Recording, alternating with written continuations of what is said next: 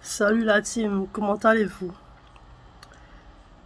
J'avais envie de faire cette petite vidéo parce que ça fait un petit moment que vous m'avez pas entendu. J'avoue que ces temps-ci, j'avais vraiment un coup de fatigue, une fatigue psychologique, mentale, parce que j'étais très demandée, je suis très demandée, pas simplement au niveau de Quad One, mais dans plusieurs domaines de ma vie, je suis extrêmement demandée, donc j'avais une fatigue mentale et qui s'est, si vous voulez, propagée dans mon corps. Parce qu'après, j'ai ressenti cette fatigue dans mon corps. Et je l'avais anticipé en tant que leader que si moi je diminuais ou que j'arrêtais temporairement l'activité, que toute mon équipe allait s'arrêter, même les plus motivés, ou allaient ralentir sur leur activité. Donc ça, ce n'est pas une surprise pour moi. Et j'ai voulu faire cette petite vidéo pour vous adresser à vous tous, tout un chacun individuellement.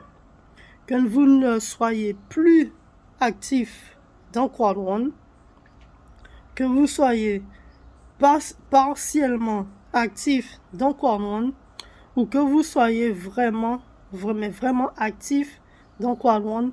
Cette vidéo s'adresse à vous, elle s'adresse à toi. Elle s'adresse à toi, je préfère tutoyer. Donc, elle va être peut-être un peu longue, mais je vais te demander de prendre le temps d'écouter. Donc, dans cette vidéo, je voudrais te poser une question. Je voudrais que tu te poses une question pour commencer. La première question, c'est pourquoi tu as démarré dans cette activité? Pose-toi cette question. Pourquoi tu as démarré cette activité?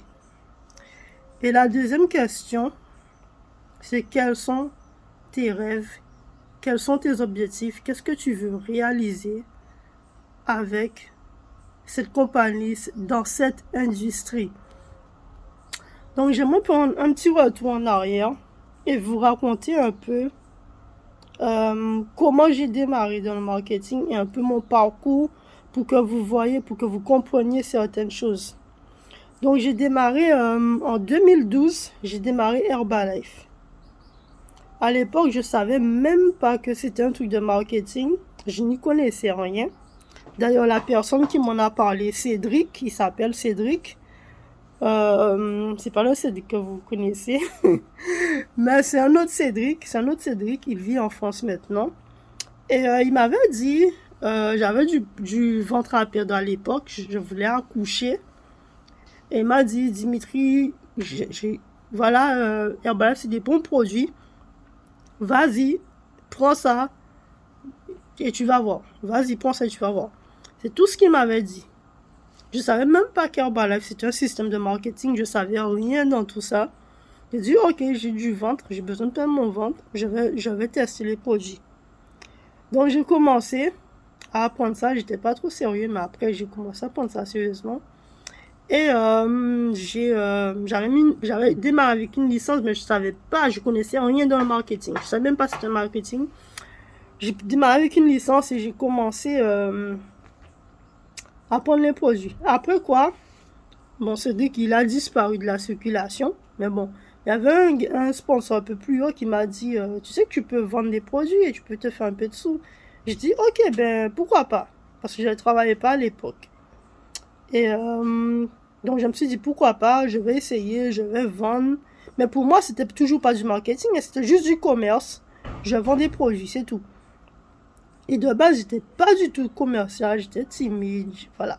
Mais j'ai dit, je travaille pas à l'époque, j'ai besoin d'argent. Pourquoi pas essayer? J'ai essayé. Pour vous dire à quel point j'étais nulle et que je ne me connaissais absolument pas, en un an, j'ai vendu un seul produit. En un an. C'est pour vous dire. Donc après, je me suis dit, ah ouais, c'est pas fait pour moi. J'arrête ce truc-là, ça. Ensuite, j'avais mon frère qui est sur le groupe aussi.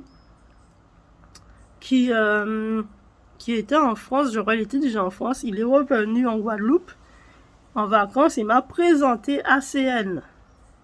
Donc ACN, c'était ma deuxième entreprise de marketing, mais je savais toujours pas, voilà, c'était du marketing.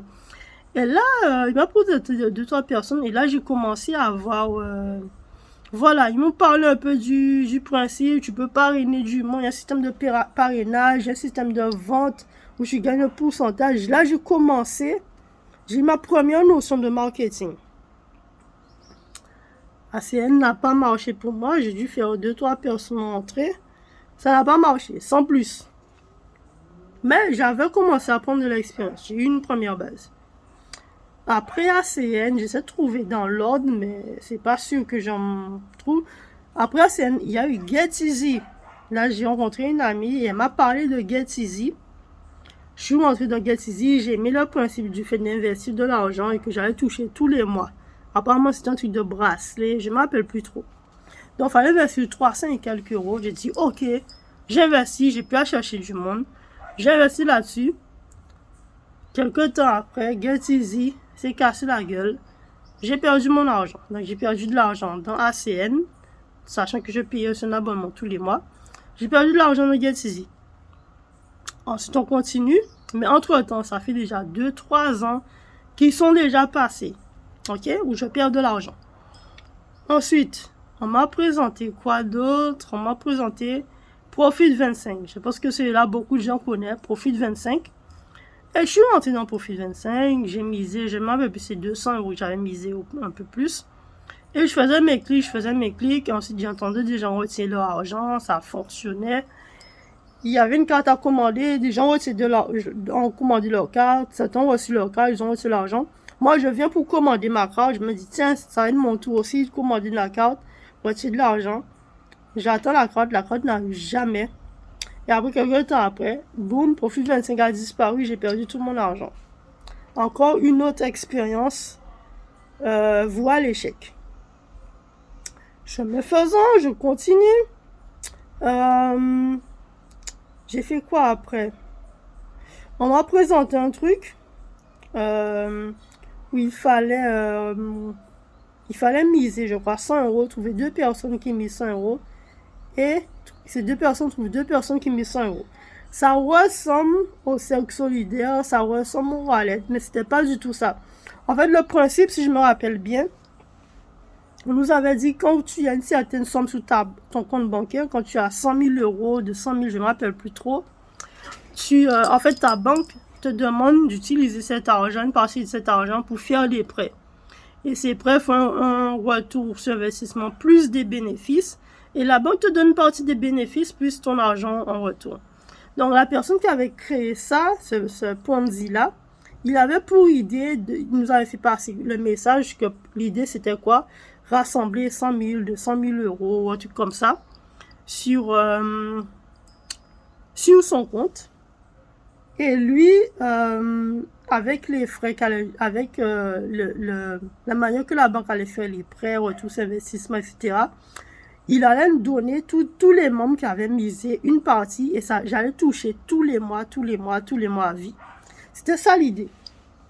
Donc, qu'est-ce qui s'est passé? Encore une fois, le truc a fermé. C'était un Ponzi. J'ai perdu mon argent. Échec après échec. Ensuite, qu'est-ce qu'il y a eu? Je sais non appeler. Il y a plein de choses. J'ai eu... comment ça s'appelle? On m'a parlé de Bonofa aussi. Ok, Bonofa, ce qu'il m'avait parlé, c'était les actions, tout ça. Je me suis dit, ouais, je vais miser de l'argent, je vais gagner de l'argent. C'était une très belle expérience.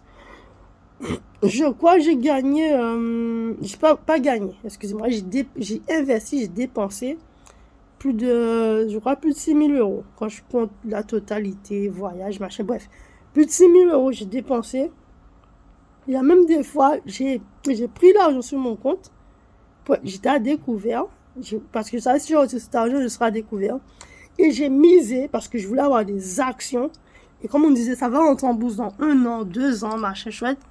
Donc je me suis dit, ok, je mise dessus. Je prends le risque. Et au final, j'ai perdu mon argent. Ok.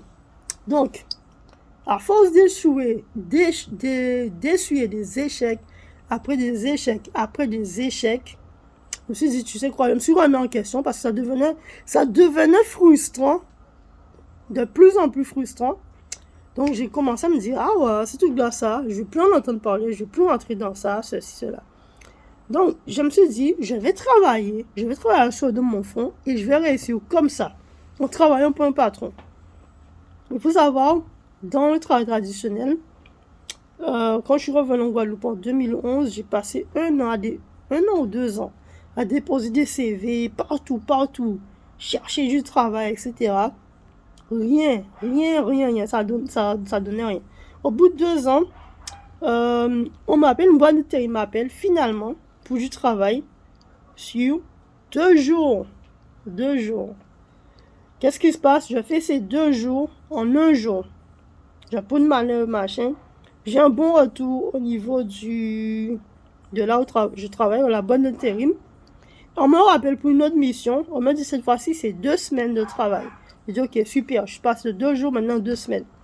De ces 2 semaines, comme je travaillais bien, ils nous ont prolongé de 2 mois, 2 semaines. Ok? On était à 4 intérimaires. Et à la fin, ils devaient prendre 2 personnes. Ils avaient besoin de 2 personnes qui voulaient garder. Mais imaginez-vous, parmi ces 4, bien, tout comme je bosse à fond dans Croix-Monde, j'ai toujours bossé comme ça, ben, je me donnais. Et moi, avec un autre collègue, on se donnait, on était à 2 vraiment à bosser. Et il y avait 2 autres, quand le patron était là, ces gens-là bossaient, entre guillemets. Mais quand le patron n'était plus là, avait le dos tourné, ben, ces gens-là, qu'est-ce qu'ils faisaient? Dans le dépôt, il y avait des containers. Ces gens-là, ils montaient dans le conteneur et ils allaient dormir. Ils disaient, je vais dormir 1 heure de temps et après ça, je reviens. Imaginez-vous, au bout de 2 semaines, 2 mois, 2 semaines, qu'ils ont embauché les 2 paresseux, les 2 qui dormaient. Et moi, ils m'ont envoyé, ils m'ont dit, désolé, il n'y a plus de place pour toi. Donc, encore un échec. Et je me dis, ok, je veux continuer à travailler, ça va finir par payer. Chemin faisant, je trouve un travail de chauffeur-livreur. Le travail me plaît. Je me dis, ouais, ça me plaît. J'aime ce travail-là, j'ai appris assez vite. Et je travaille. Et puis, au bout d'un moment, je crois au bout de 6-7 mois, 8 mois, on me dit, pour Dimitri, tu sais quoi, on va t'embaucher, on va te donner ton CDI. Parce que tout ce temps, j'étais en CDD. Et ils ont commencé à faire une carte pour moi parce que dans ce travail-là, il y avait beaucoup de sécurité. Et pour rentrer là, il fallait avoir sa carte. Et à l'époque, comme j'étais en CDD, j'avais pas la carte. C'est mon collègue qui passe la carte pour que je puisse rentrer. Et ils ont commencé à faire ma carte. J'ai dit, ok, super. Ils ont fait ma carte. Ça veut dire, je vais avoir mon CDI. Et entre-temps, bon, il y avait une compagnie concurrence qui avait chuté, qui avait coulé. Et une personne de cette compagnie est allée voir directement le patron. Il connaissait plus ou moins le patron. Et le patron a dit, ok, on va te prendre. Mais le problème, c'est qu'il n'y avait plus de place. Il ne pouvait prendre qu'une personne. Donc, il a regardé qui est la dernière personne à être entrée dans l'entreprise. Et imaginez-vous, c'était qui? C'était moi. Donc, qu'est-ce qu'ils ont dit? Ils ont dit que ils vont arrêter. Ils m'ont arrêté, quoi. Mais comme je m'entendais bien avec mon supérieur, je me dis, mais je comprends pas, vous m'avez dit que j'allais avoir mon CDI, qu'est-ce qui se passe? Et il m'a dit, comme je m'entendais super bien avec lui, il m'a dit, en vérité, ils vont embaucher quelqu'un d'autre et toi, ils vont t'arrêter. Ils n'ont pas le choix, c'est une personne dont ils ont besoin. Donc, j'étais déçue, j'ai été arrêtée. Je crois 2-3 semaines après, la bonne me rappelle pour me dire que est-ce que je veux pas aller retourner travailler là, ils ont besoin. Apparemment, la personne n'était pas si efficace, bref, il faisait pas l'affaire. Et donc, ils ont voulu me rappeler pour que je revienne travailler avec eux. Mais à l'époque, j'étais dégoûtée. Et je dis non, je ne veux pas travailler là. Je refuse d'y aller.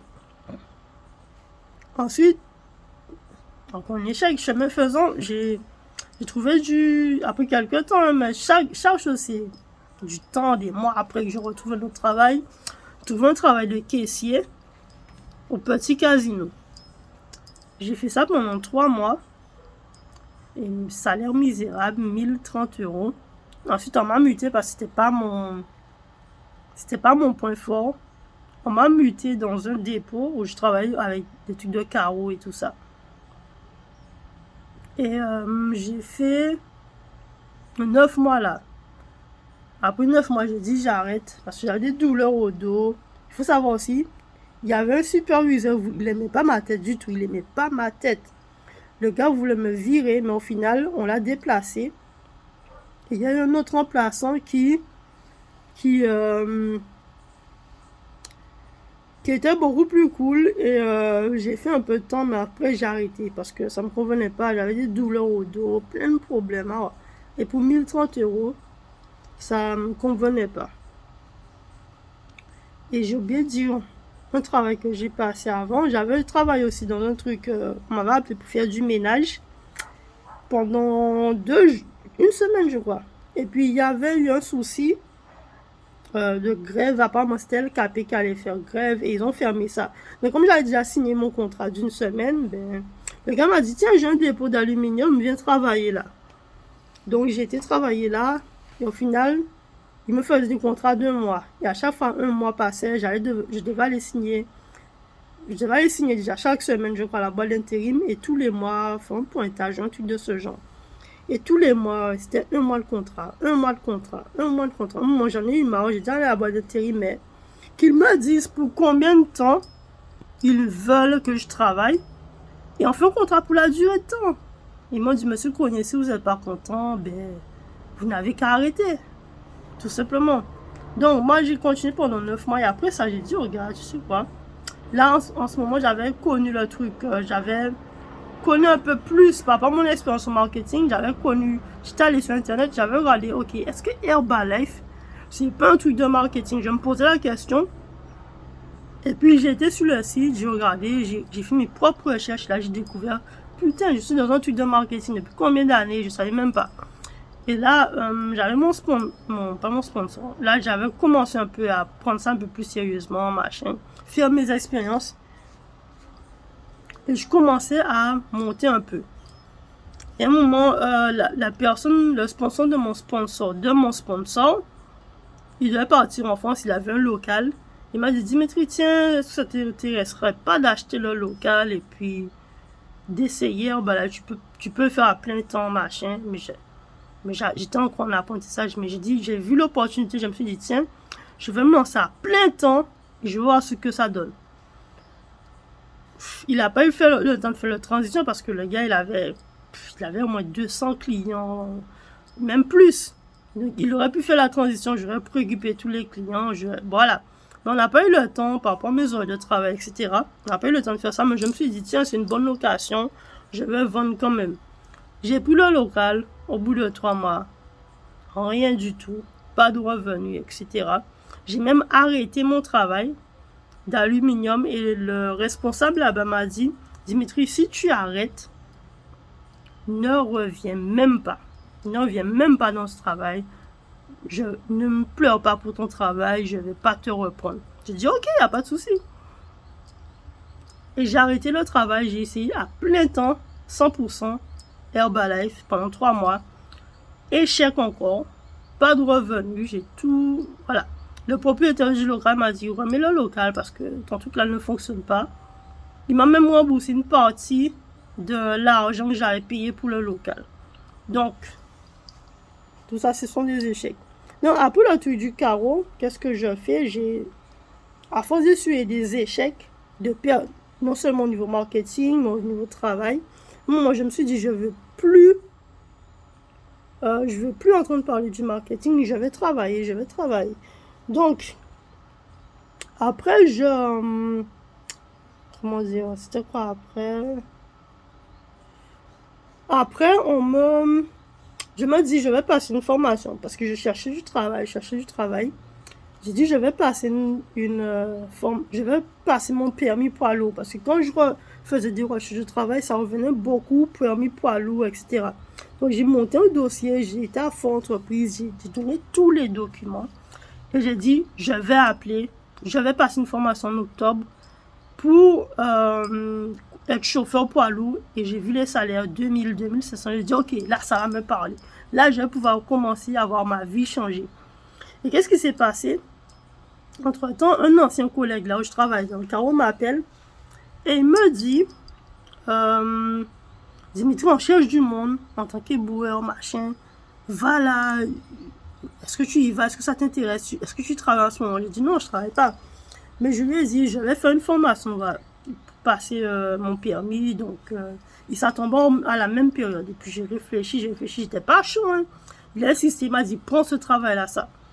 Et là, j'ai dit, ok, je vais le prendre. Imaginez-vous, je devais travailler en octobre et la formation devait être en octobre. Et ils ne m'ont pas appelé pour la formation. Donc, au final, j'ai pris le travail, j'ai pas fait la formation et j'ai bien fait. Ce qui fait que j'ai ce travail jusqu'à aujourd'hui. Tout ça pour vous dire, regardez toutes les étapes par lesquelles je suis passée, où j'ai essuyé des échecs. Non seulement au niveau du marketing de réseau, mais aussi professionnellement. Ce que je veux vous dire par là, c'est que dans la vie, il n'y a pas d'échec. Dans la vie, il y a des gens qui réussissent et il y a des gens qui abandonnent. Et je peux vous donner plusieurs exemples. Je peux vous donner Colonel Sanders, celui qui a inventé KFC. Tapez sur Google, cherchez son histoire. Ce gars, il a essuyé 40 ans d'échecs avant de réussir vers la fin de sa vie. Vers la fin de sa vie, c'est là qu'il est devenu millionnaire en créant KFC. Il y a des histoires comme ça. Il y a Jack Ma aussi. Recherchez l'histoire de Jack Ma, le fondateur d'Alibaba, pour voir combien d'échecs il a réussi avant de réussir. Donc, vous connaissez un peu mon histoire de Croix-Monde. Et la question à se poser, comme je l'ai dit tout à l'heure là, c'est pourquoi vous l'avez fait. Pourquoi vous avez démarré dans Croix-Monde et quels sont vos rêves. Et une autre question à se poser, c'est est-ce que vous pouvez vous regarder dans le miroir et dire que vous avez donné 100% de vous pour que ça marche? Est-ce que tu as donné 100% de tes efforts? Est-ce que tu as fait le maximum de tes capacités pour que ça marche? Moi, je peux te dire, j'ai pas fait le maximum. J'ai 1300 contacts dans mon téléphone. Sur ces 1300, je n'ai appelé que 300. Mais sur mes 300, j'ai eu un peu plus de 50 personnes qui ont démarré. Et avec ces 50 plus personnes, j'ai gagné 40 000 euros. Un peu plus de 40 000 euros. Donc, j'ai fait un petit calcul.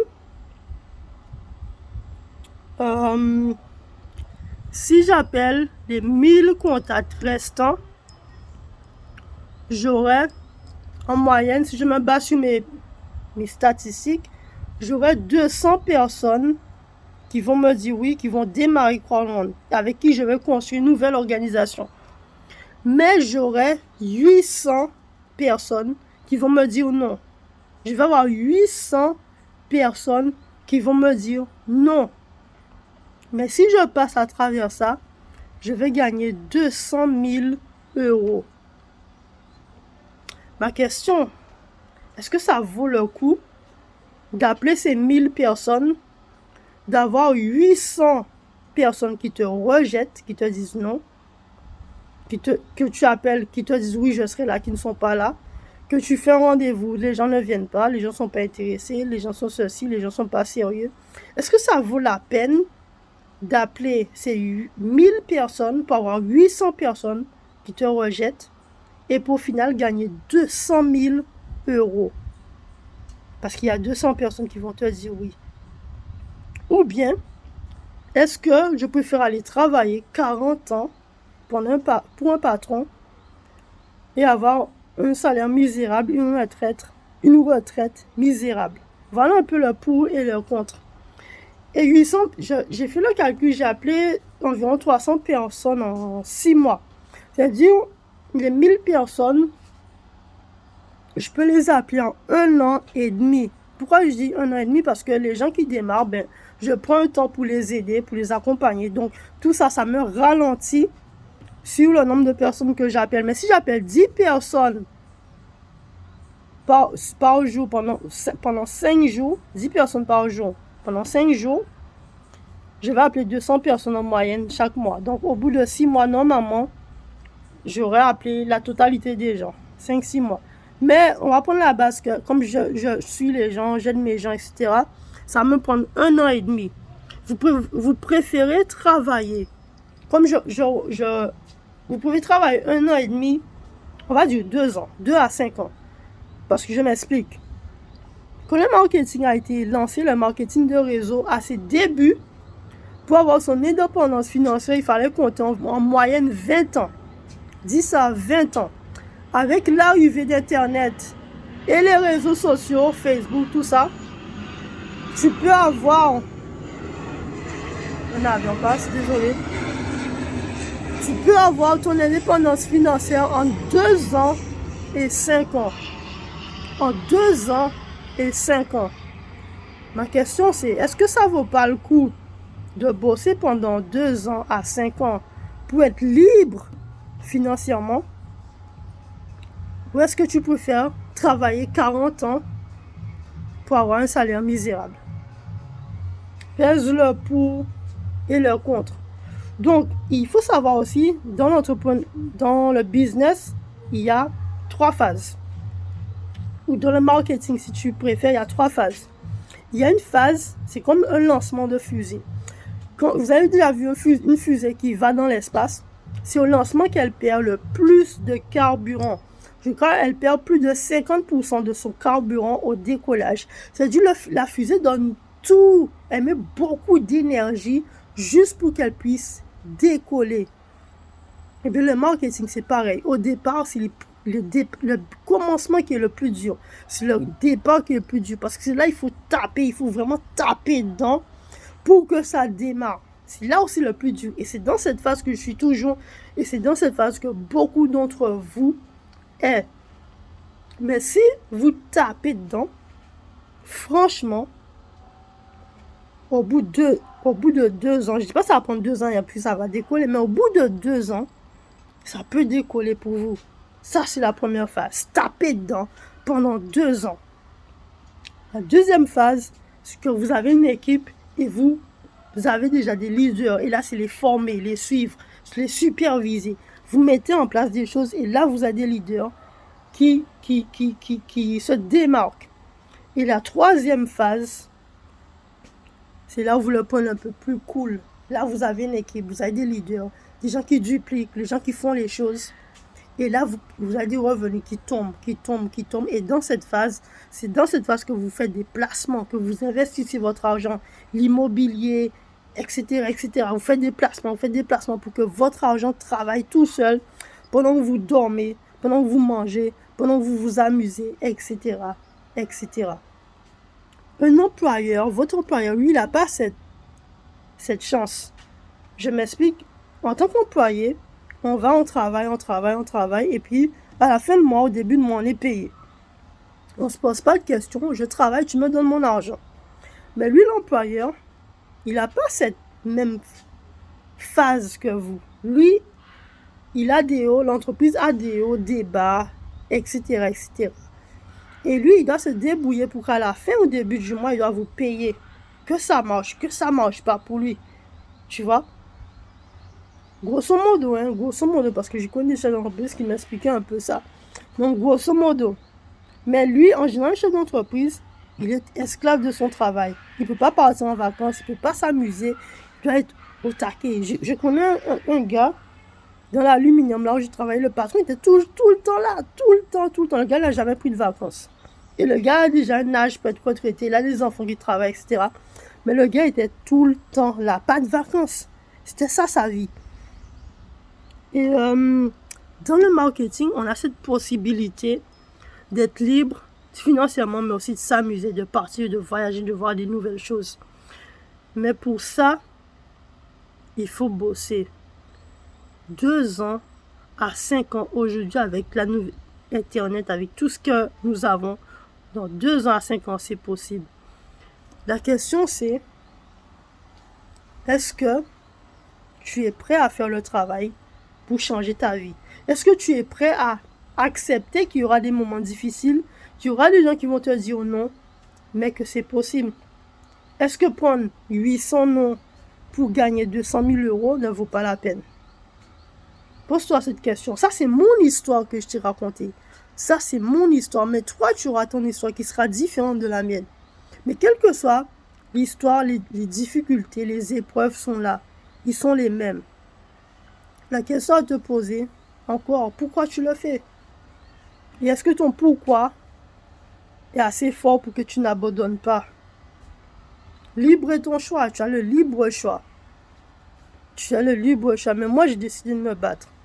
Me battre pour mes rêves, me battre pour réaliser, pour atteindre mes objectifs. Et c'est ça qu'il faut te poser comme question. Qu'est-ce qui va t'arrêter? Est-ce que ce sont des noms? Ou est-ce que tu es prêt à accepter que les noms font partie du game, mais que tu vas les braver? Parce qu'au départ, c'est vrai que c'était frustrant. Pour moi, c'était frustrant. Après tout ce que j'ai passé, c'était frustrant, c'était énervant, c'était, voilà, la totale, quoi. Donc, je peux comprendre ce que tu ressens en ce moment. Mais il faut que tu apprennes à lâcher prise, à faire abstrait du nom. Même quand tu vas travailler, on te dit tous les jours de faire certaines tâches, et à la fin, tu as ton salaire. Mais dis-toi là que ton travail, c'est invité. Moi, j'ai compris, mon travail, c'était simplement inviter. Je ne me pose pas de questions que les gens disent oui, que les gens disent non. J'invite. À la fin du mois, j'aurai un salaire. Ou j'invite, comme j'ai maîtrisé mon sujet, ben j'invite et je présente. Et à la fin du mois, début de mois, j'aurai un salaire. Mais demain, tu vas travailler. Tu ne vas pas travailler une fois par semaine. En général, hein. Tu vas travailler 5-6 jours. Des fois, pour certaines personnes, 7 jours par semaine pour avoir un salaire. Mais si tu veux que ça marche pour toi, il ne faut pas que tu ailles une fois par jour, 2 fois par jour. Tu te dis, ok, je fais l'activité aujourd'hui, les autres jours, je ne le fais pas. Il faut que tu sois au taquet. Et si tu es au taquet pendant 2 ans, ça va payer. Mais qu'est-ce qui va faire que tu restes au taquet? Rappelle-toi ton pourquoi. Pourquoi tu le fais? 2, entoure-toi de personnes positives qui vont te tirer vers le haut, qui vont t'encourager à le faire. Et dernière chose, prends un jour par semaine, connais-toi avec la nature. Va à la rivière, va à la plage, passe un moment en famille pour que ton esprit puisse se régénérer, pour que tu puisses récupérer, pour que tu puisses avoir, tu vois, pour que tu puisses pas simplement être au taquet. Parce que ce qui fait que j'étais dans cette fatigue mentale, c'est que j'étais au taquet tout le temps. Mais il faut prendre le temps et je vais prendre un jour comme ça pour juste détendre. Mais il faut que tu fasses là. Et si tu fais ces 3 choses, tu verras, tu vas tenir pendant 2 ans et ça va payer. Et au bout de 2 à 5 ans, tu seras libre. Donc c'est ce message que je voulais te faire passer. Maintenant, pèse le pour et le contre. Prends un moment de réflexion. Pense à tout ce que je t'ai dit. Tu peux faire travailler 40 ans de côté pour un patron et avoir un salaire misérable, une retraite misérable, pas de retraite, ou tu préfères faire le travail pendant 2 ans et je serai là pour t'aider. Faire le travail pendant 2 ans et on va chercher tes rêves. Il n'y a pas d'échec dans la vie. Il y a ceux qui réussissent et ceux qui abandonnent. Parmi les deux, tu fais partie desquels? Voilà la question.